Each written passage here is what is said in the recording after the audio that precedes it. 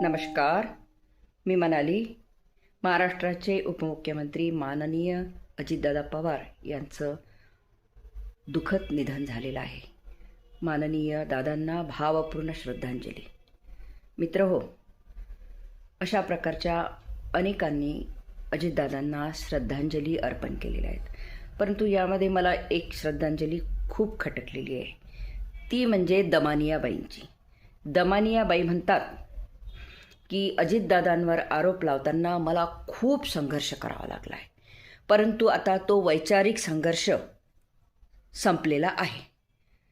मी काय म्हणते, ज्यांच्यावर आरोप लावले त्यांना किती संघर्ष करावा लागला असेल. आणि दमानियाबाई, त्यानंतर तुम्ही आरोप लावले आणि गायबच झाल्या. खरं तर जनतेच्या लक्षात आलेलं आहे तुम्ही कोणाच्या पेड वार्ताहर आहेत आणि तुम्हाला आतून कसं काय जासूस बातमी पोहोचवतात. धन्यवाद.